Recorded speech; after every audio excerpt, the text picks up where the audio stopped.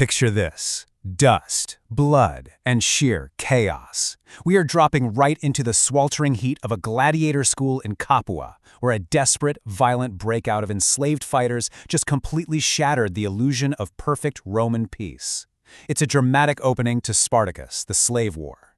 And the aftermath of this bloody escape? Well, it forces a profound realization about power, freedom, and control. You see, past the mythic legends and the Hollywood names, there lies the grim, everyday machinery of the Roman Republic. We're talking about an entire world order built systematically on unending conquest, grueling labor, and above all else, absolute fear. But in a single, explosive moment of defiance, a very small band of desperate people took that massive, brutal, and otherwise totally hidden order and made it visible to everyone by breaking it wide open. Now, you might be wondering, did they plan this huge, sweeping rebellion from the start? Actually, no. The original shape of this escape to movement was shockingly simple, and it was born purely out of raw necessity. These fugitives weren't launching some formal military campaign for glory, and they certainly weren't out to conquer territory. They were fighting a brutal, bloody fight for absolute survival, desperate to avoid the torturous reality of being dragged back into slavery. But here's where it gets interesting. The moment these escaped gladiators and enslaved field workers started gathering weapons, literally stripping them right off the guards who were sent to hunt them down, the whole fundamental nature of their flight changed. They transformed from a scattered, terrified group of escapees into a highly mobile, terrifying force. And by doing that, they gained something the Roman Republic never ever expected from the people it subjugated: the ability to force agonizing choices upon the empire. I mean, think about it. A runaway fugitive? You just send local magistrates to hunt them down. But a moving, armed force that can raid armories, recruit from the countryside, and actually survive off the land? That ceases to be a local nuisance. That becomes a catastrophic military problem. Of course, a rebellion of this unbelievable magnitude doesn't just ignite because people suddenly wake up and decide to be brave. Extreme, suffocating pressure builds entirely in the dark. Life for the enslaved in Roman Italy was defined by the constant, systematic removal of human choice. People were bought in markets, torn from their families, and worked in scorching fields until their bodies just physically broke down. It's kind of like a heavy iron cooking pot, completely sealed. As long as the heat stays low, the surface looks perfectly calm. But as the pressure of millions of enslaved people rises across the Italian peninsula, that heavy lid of Roman authority really struggles to hold it all in. Rome created this volatile pressure themselves, concentrating enslaved populations on these massive agricultural estates, while treating them purely as disposable property. The Republic just arrogantly assumed these broken individuals could never communicate, let alone actually coordinate anything. But here's the thing they completely ignored. These workers had an intimate, granular knowledge of the empire's internal geography. It's like workers locked in a dark warehouse who know the layout infinitely better than the heavily armed guards standing at the door. That inside knowledge provided a tiny crack in the empire's control. And through that almost invisible fissure, an overwhelming shared purpose found its way to the surface, ready to explode. But we have to remember, people don't automatically unite into an army just because they're suffering under the same lash. True resistance requires a spark, a moment of awakening. There's this powerful idea that shared experience changes private frustration into collective judgment. It's a profound psychological shift. Imagine you're listening to an orchestra, and musicians are scattered all across the pit. Suddenly, they all hear the exact same agonizingly wrong note. One person playing out of tune, you might ignore it. But when enough players hear that identical, jarring disruption, they instantly recognize that something is fundamentally broken in the entire performance. Spartacus and his followers didn't need a sophisticated academic political philosophy to understand that their lives were being ruthlessly ground down by the exact same heavy hand. They shared a brutal common condition. And right there, in the shadow of Mount Vesuvius, that isolated, silent suffering was suddenly forged into an organized, collective resistance, binding Thracians, Gauls, and countless others into a singular, devastating weapon. Now, let's talk about leadership, because raw anger without clear direction, it burns out as rapidly as a brush fire. Without a defining center, terrified people will inevitably scatter to the winds. The sheer momentum of this uprising was sustained solely because it found a gravitational pull. Spartacus mattered immensely, not just because he was a formidable gladiator, but because he became the rebellion's center.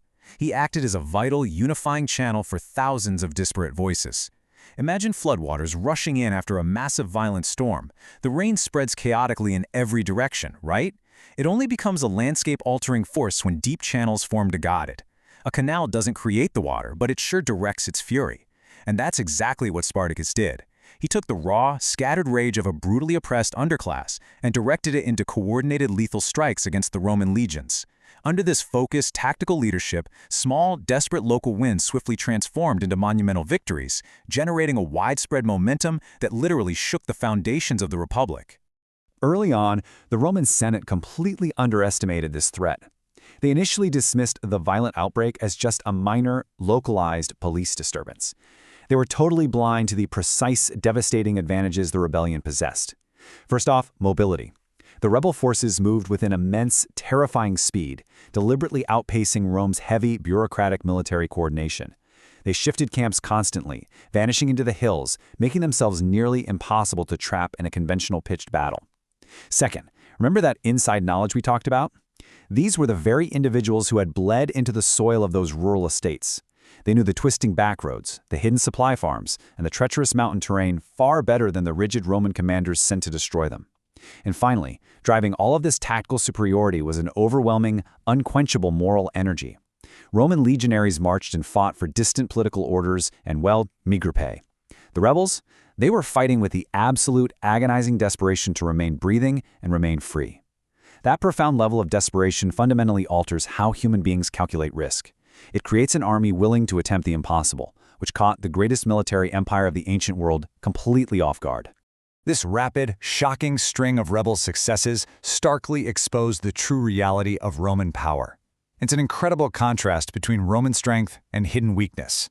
Yes, the empire boasted an incredibly large, battle-hardened military machine. They had a heavy, rigid social hierarchy and an ingrained, almost arrogant habit of absolute domination over conquered peoples. But beneath that terrifying armor lay a profound vulnerability. Rome's immense confidence manifested as a fatal slowness to react to internal threats. The patrician class suffered from a systemic, aristocratic blindness toward anyone of lower status. They just assumed that deploying terror and the threat of crucifixion would always be enough to ensure compliance. They literally could not imagine that mere slaves and gladiators could organize a sophisticated military hierarchy. Massive, entrenched systems frequently rely on the arrogant assumption that their initial, casual response will be more than enough to crush a localized problem. But Rome's sheer inability to conceive of the powerless effectively fighting back, that provided the rebellion with the exact oxygen it needed to grow from a tiny spark into an uncontrollable inferno. Things hit a critical, agonizing turning point during the freezing depths of winter. The rebel army found themselves cornered by highly trained Roman forces in what appeared to be an absolutely impossible, inescapable position. They were facing total annihilation. But instead of surrendering to the inevitable, they adapted to survive. Using the dead of night and the harsh environment to their complete advantage, they actually broke through the supposedly impenetrable Roman lines and continued their relentless march. This harrowing winter escape is a huge deal, because it revealed something profound about the evolving structure of this conflict.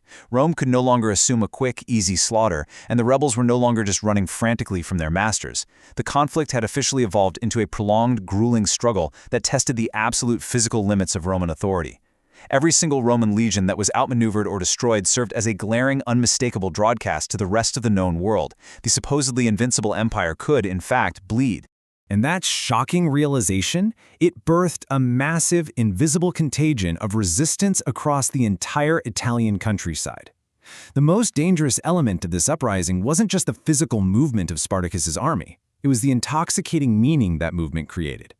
Imagine a towering ancient dam that has held back a river for centuries, and it suddenly begins to fracture and fail. When one massive, successful escape actually happens, everyone living downstream immediately stops seeing that towering wall of water as a permanent, unchangeable fixture of their lives. They start planning for an entirely different reality. Spartacus's prolonged war shattered the psychological expectations of the ancient world. It answered a deeply dangerous human question. Can enslaved people actually organize and break the massive, violent order that holds them down? Well, for a chaotic, bloody stretch of years, the answer appeared to be a resounding, undeniable yes.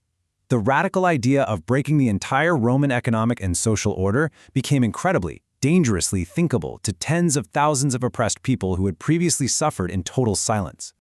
Now, Rome eventually responded the only way it knew how, with overwhelming, crushing, and merciless military force. A state apparatus that massive and wealthy can absorb humiliating setbacks, raise fresh legions, and brutally reframe any threat to its existence. The rebellion was ultimately drowned in blood along the Appian Way. But the rebels had already achieved something the Roman Senate could never truly undo. There's a reason we still talk about this today. Spartacus endures because his story is not only about defeat or victory on a battlefield. It is about the precise, breathtaking moment an invisible, oppressive structure becomes entirely visible to those trapped inside it. This was so much more than a sequence of tragic, ancient battles. It was a spectacular, defiant public demonstration that the mighty, supposedly eternal Roman order contained deep, fatal cracks. Spartacus stands as the enduring historical symbol of the moment the brutal, hidden machinery of an empire was finally dragged into the light and exposed to the world. And it leaves behind a haunting echo that stretches across centuries, forcing us to look at the unshakable, towering systems of any era and ask ourselves, where are the hidden cracks just waiting for a single, desperate spark?